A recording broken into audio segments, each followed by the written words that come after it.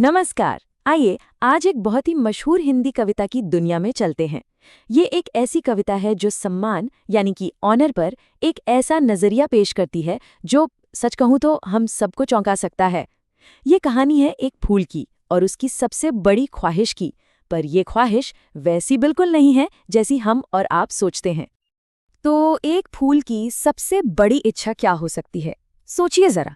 क्या वो चाहता होगा कि उसे किसी खूबसूरत अप्सरा के गहनों में सजाया जाए, या शायद किसी प्रेमी की माला में पिरोया जाए, या फिर सबसे बड़ा सम्मान किसी देवता के चरणों में जगह मिलना? ये सब तो आम बातें हैं, लेकिन इस कविता में जो जवाब है ना, वो इन सब से कहीं ज्यादा गहरा और यकीनन हैरान कर देने वाला है। तो ये जो कविता है, इसका नाम है पुष्प की अभिलाषा और इसे लिखा है महान कवि माखनलाल चतुर्वेदी जी ने। ये उनके बहुत ही मशहूर काव्य संग्रह युग चरण का हिस्सा है। अब देखिए, इसकी खासियत ये है कि कवि ने एक फूल की इच्छाओं को जरिया बनाया है देशभक्ति और बलिदान जैसी बड़ी भावनाओं को दिखाने के लिए। बहुत ही अनोखा तरीका है ना?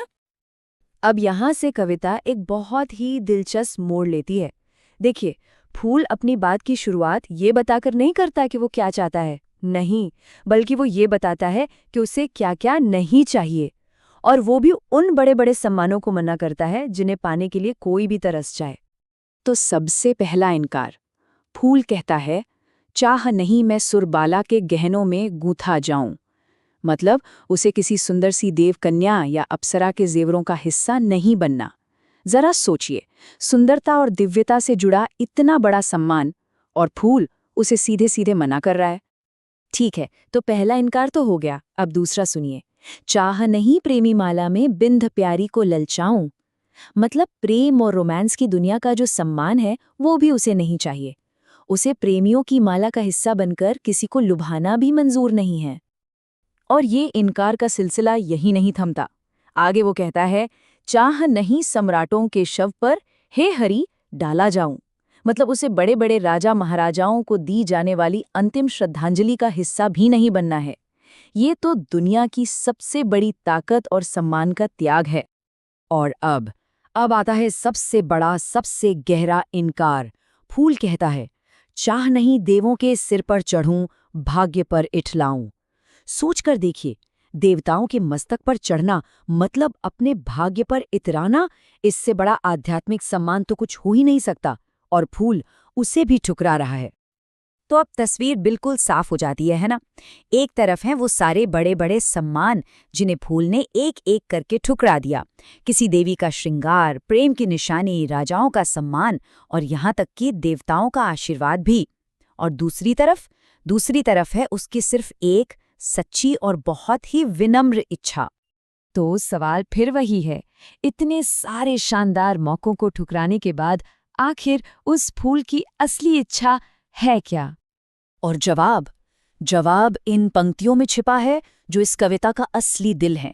फूल कहता है, मुझे तोड़ लेना बनमाली, उस पथ में देना तुम फेंक, मातृभूमि पर शीश चढ़ानी जिस पर जावे वीर अनेक। वो माली से बस एक ही चीज मांगता है कि हे माली, मुझे तोड़ना और उस रास्ते पर फेंक देना जिस रास्ते से होकर हमारे वीर सैनिक, हमारे देश के रक्षक अपनी मातृभूमि के लिए अपना सब कुछ बलिदान करने जा रहे हों। तो ये जो इच्छा है, सुनने में कितनी सीधी सादी लगती है ना, पर यही इच्छा सम्मान की हमारी पूरी परिभाषा को ही बदल कर रख देती है।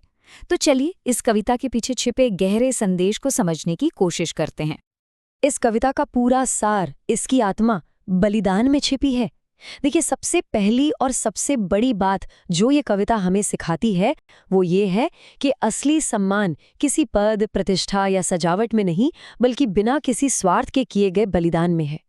फिर दूसरी बात ये सामने आती है कि मातृभूमि का स्थान देवताओं, राजाओं और प्रेमियों सबसे ऊपर है। और सबसे बड़ा सम्मान क्या है? उन लोगों के साथ खड़े होना, उनका समर्थन करना जो हमारे देश की रक्षा करते हैं। फूल के लिए मोक्ष किसी देवता के सिर पर चढ़ने से नहीं मिलता, बल्कि उन देशभक्तों के पैरों की धूल से मिलता है। और यही इस कविता का देशभक्ति के लिए एक बहुत ही शक्तिशाली संदेश है।